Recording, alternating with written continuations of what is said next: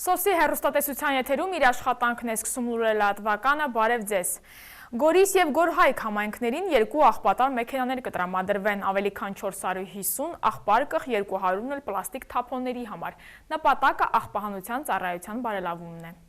Խոշորացված Գորիս և Գորայք համայնքներն առաջկայում աղբահանության ծառայության որակը կբարելավեն։ Ուրբան հիմնադրամը Սիսիանի համայնքների միություն և Գորիսի համայնքների միություն հասարակական կազմակերպությունների հետ համատեղ իրականացնում է մաքուր դաշինք մատչելի ծառայություններ Գորիս և Գորայք բազմաբնակավար համայնքների ծրագիրը։ Նպատակն է խթանել քաղաքացիների առողջ միջավայրում ապրելու իրավունքը, նպաստելով թիրախ համայնքներում աղբահանության ծառայության բարելավմանը, ցուցաբերելով ռազմավարական մոտեցում։ Գորիսում շահագրգիռ կողմերի մասնակցությամբ տեղի ունեցավ հանդիպում քննարկում, որի ընթացքում ծրագրի ղեկավար Արմինե Թուխիկյանը մասնակիցներին ներկայացրեց նախատեսված աշխատանքներն ու ակնկալվող արդյունքները։ Իհարկե մենք գիտենք, որ աղբահանությունը տեղական ինքնակառավարման մարմինների կարևորագույն պարտադիր լիազորություններից մեկն է, բայց դա շատ տեղերում չի իրականացում կամ իրականացում է ոչ բավարար որակով եւ չափով։ Եվ մենք փորձեցինք արդեն այս խոշորացված համայնքների համատեքստում փորձեցինք աջակցել այդ խոշորացված համայնքներին իրենց մոտ այս ծառայությունը ավելի լավ հիմքերի վրա դնելու, մանավանդ որ գյուղական համայնքները, որոնք խոշորացել են, ասենք Գորիսին, միացել են Գորիսին, այնտեղ համարյա չէր էլ իրականացում կամ Գորայք համայնքի։ Համայնքներին կտրամադրվի երկու աղբատար մեքենա, ավելի քան 450 աղբարկղ, շուրջ 200 աղբարկղ պլաստիկ թափոնների տարանջատման համար, կպատրաստվեն 200 աղբատեղիներ և կցանկապատվեն Սիսիան Գորիս համայնքների երկու աղբավայրեր։ Արմինե Թուխիկյանն ընդգծել է, որ զգալի աշխատանք պետք է տարվի նաև հանրային իրազեկման բարձրացման առումով։ Առանց վարքագծի փոփոխության առավելագույն արդյունքի դժվար կլինի հասնել։ Առանց հանրության, առանց մարդկանց սրա սեփականատերը զգալու այդ զգացողությունը ձևավորելու որևէ կերպ հնարավոր չի հաջողության հասնել, այսինքն ինչքան ուզում ես դու մաքրիր, ինչքան ուզում ես աղբարկղեր տեղադրիր կամ աղբատար մեքենաներ ձեռք բեր ճապոնական վերջի մոդելի, միևնույն է, եթե մարդը թափելու է, եթե երեխան նորից նույն ձևով է վարվելու ինչպես հիմա, ապա որևէ բան չի փոխվելու ըստ էության։ Հանդիպման ընթացքում Գորիսի համայնքապետ Վաչագան Ադունցը ևս կարևորել է ծրագրի դերը, համոզմունք հայտնելով, որ ամիսներ անց առավել բարեկեցիկ համայնք կունենանք։ Վստահ եմ, որ մի քանի ամիս հետո արդեն մենք ունենալու ենք շատ անգամ ավելի ճիշտ կազմակերպված աշխատանք այդ ոլորտում եւ շատ անգամ ավելի արդյունքում եւ մաքուր եւ բարետես համայնք։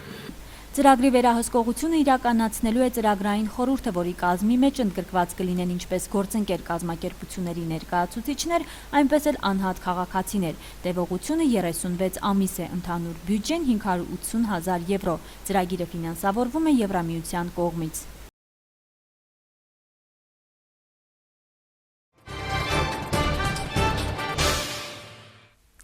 World Vision Հայաստանի աջակցությամբ մարզի տարածքում բացվել են ինժեներական լաբորատորիաներ, առայժմ դրանք 7-ն են։ 40 դպրոցականներ ու խմբավարներ հերթական անգամ World Vision Հայաստանի աջակցությամբ հանդիպել են միմյանց փոխանակել գաղափարներ։ Այս անգամ հանդիպումը մարզկենտրոնում էր։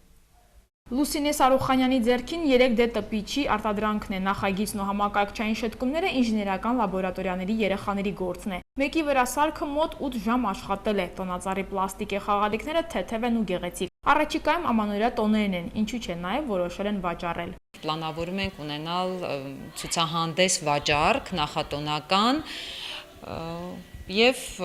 գումարը, որ կառաջանա այդ տոնավաճառից, կուղենք մեր ինժեներական լաբորատորիաների երեխաների ամանորի հանդեսը հետաքրքիր կազմակերպելու համար։ World Vision Հայաստանի աջակցությամբ մարզի տարածքում ստեղծվել եւ շարունակում են բացվել ինժեներական լաբորատորիաներ։ Առայժմ դրանք 7-ն են, 4-ը միայն Կապանում։ 40 դպրոցականներ ու խմբավարներ հերթական անգամ World Vision Հայաստանի աջակցությամբ հանդիպել են միմյանց, փոխանակել գաղափարներ։ Այս անգամ հանդիպումը մարզկենտրոնում է։ Ծանոթությունը սկսվեց իրենց իսկ նկարների միջոցով։ Այդ փողերը գցում են Webman-ի, աշխատում եմ նաև Ahrefs-ով, HTML-ով, CSS-ով, սիրում եմ Play Market-ը, App Store-ը, սիրում եմ 3D printer-ը։ Ես կարողանում եմ արդեն 3D printer-ով կառուցել իմ ցանկացած իրը եւ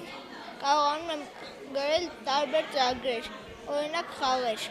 Պահանջարկը կա ՏՏ ոլորտում աշխատատեղեր են մնում թափուր, տարեկան 1000-ից ավել աշխատատեղ թափուր է մնում, զուտ այն պատճառով, որ չունենք մասնագետներ համապատասխան, իսկ ինժեներական լաբորատորիաները այն հիմքն են դնում, որպեսզի երեխաները նաև ծանոթանան աշխատաշուկային եւ փորձեն իրենց բացահայտել եւ միգուցեև աշխատաշուկայում իրենց տեղը գտնել։ Միշտ այսպիսի ստեղծագործական ու աղմկոտ մթնոլորտ է, երբ փոքր ինժեներները մեկ հարկի տակ են հավաքվում, ասում են կազմակերպությունում, համակարգիչն ու համացանցը նրանց բոլորի կյանքի անբաժան մասն է կազմում, անգամ եթե որոշել են դերասան դառնալ։ IT ոլորտով հետաքրքրվում եմ,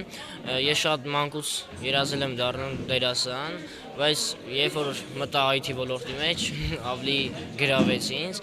ու ինչպես նշեցի, արդեն ուզում եմ դառնալ դերասան, բայց կդառնամ ծրագրավորող։ Շատ եմ սիրում բեմը, ասմունքում եմ, հանրապետական մրցույթ փառատոն ասմունքի հաղթող եմ ճանաչվել, հաճախում եմ նաև թատերական խմբակ, մի շարք ներկայացումներ եմ խաղացել։ Տեղեկատվական տեխնոլոգիաների ոլորտը որքան բարդ, այնքան մատչելի ու հետաքրքիր է, սրանում համոզվում ես մի քանի րոպեով շփվելով դպրոցականների հետ։ Ինժեներական լաբորատորիա հաճախողները 14 տարեկանից բարձր դպրոցականներ են, մինչդեռ կան նաև 10 տարեկաններ, ֆիզիկա առարկայի չիմացությունը ոմանց չի խանգարել խորանալու ոլորտում։ Ինչ է ՁԻԱՀ-ը, ով կարող է վարակվել եւ ինչպես կանխարգելել։ Շատերը գիտեն կամ կարծում են, որ լավ գիտեն։ Իրազեկված լինելը չէր խանգարի։ Հերթական անգամ թեմայի շուրջ խոսվեց մարզային գրադարանում։ Դեկտեմբերի 1-ը ՁԻԱՀ-ի դեմ պայքարի համաշխարհային օրն է։ Միավարակը ազգություն, սեռ, տարիք ու սոցիալական վիճակ չի ճանաչում, ոչ ոք ապահովագրված չէ։ Մեր ժամանակներում այս մասին բոլորը գիտեն, բայց ոչ բոլորն են ցանկանում հանդուրժել վարակված մարդուն։ Եվս մեկ անգամ այս մասին խոսվեց կապանցի դպրոցականների հետ։ Նախաձեռնության հեղինակը մարզային գրադարանն էր, առիթը ՁԻԱՀ-ի դեմ պայքարի համաշխարհային օրը։ Դեկտեմբերի 1-ը նշվում է ՁԻԱՀ միավի կանխարգելման միջազգային օր։ Եվ դա սկսվեց երևի թե այն բանից հետո, երբ որ արդեն ՁԻԱՀ-ը վերածվեց պանդեմիայի, այսինքն ոչ թե դա միայն ինչ-որ մեկ երկրի խնդիրն էր, այլ երկրների եւ մայրցամաքների։ Հիվանդությունը ինքը համարվում է մահացու չբուժվող հիվանդություններից մեկը, եւ մինչեւ այսօր այդ հիվանդության բուժում չկա։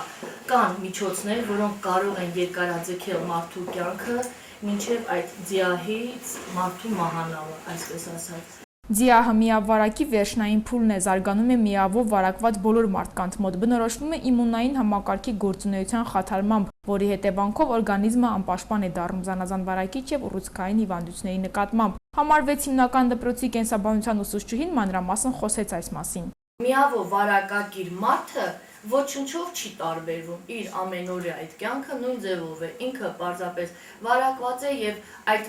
վիրուսը կարող է թաքնվել ու T լիմֆոցիտին չհանդիպել ու այդպես 7-ից 15 տարի մնալ մարդու օրգանիզմում։ Ինչ է ՁԻԱՀ-ը, ով եւ ինչպես կարող է վարակվել եւ ինչպես կանխել վարակը շատերը գիտեն կամ կարծում են, որ լավ գիտեն, իրազեկված լինելը չէր խանգարի, նշում են մասնակիցները եւ ավելացնում, հանդիպումը աննպատակ չէ։ Կոնկրետ ժամանակամիջոց կա, որ ինքը ինչքան է ապրում։ 7-ից 15 տարի վարակակիր լինի, վարակակիր ու վարակ տարածող լինի,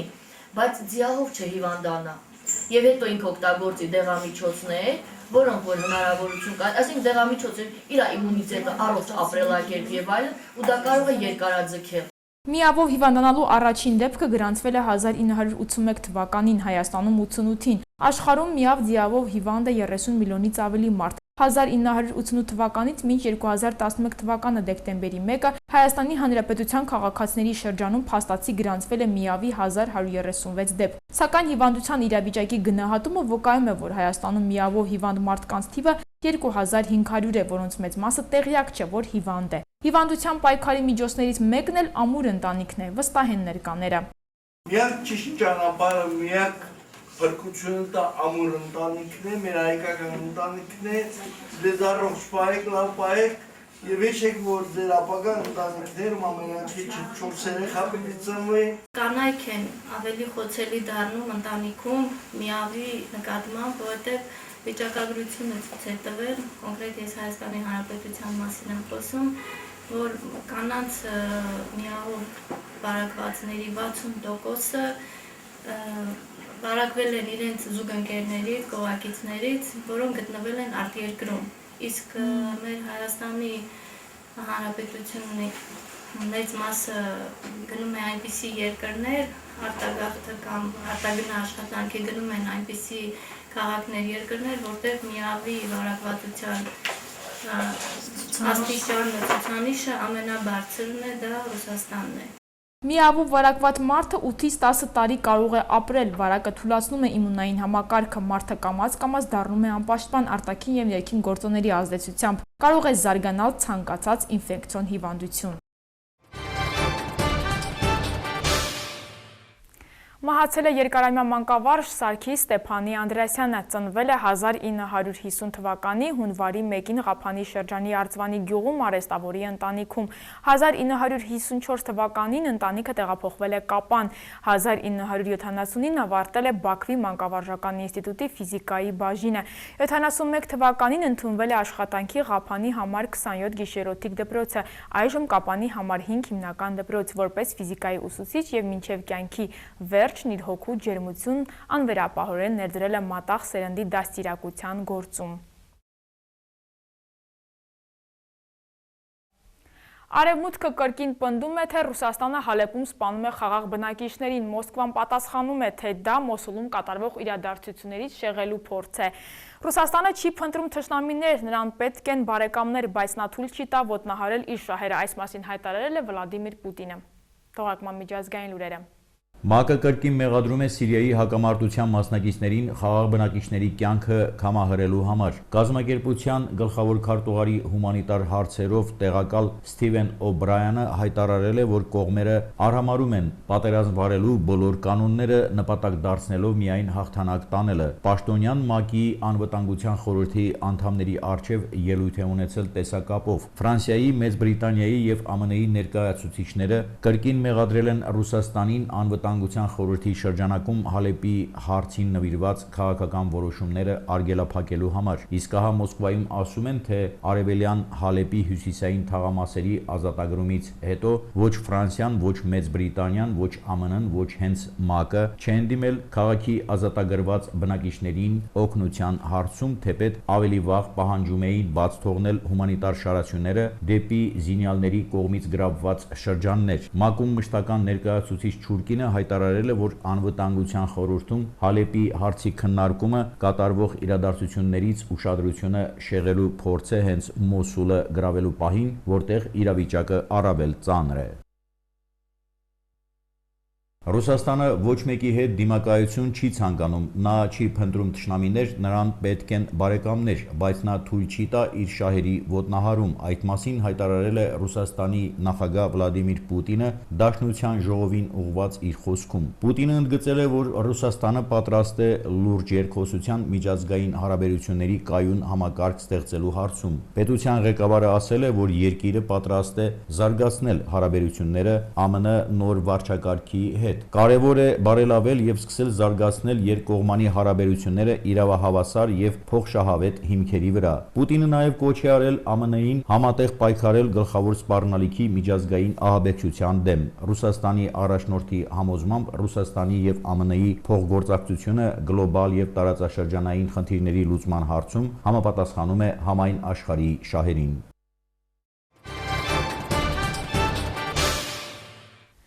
Սոսի հեռուստատեսության եթերում լուրերը լատվական էր, ես ձեզ հրաժեշտ եմ տալիս, մինչ նոր հանդիպում։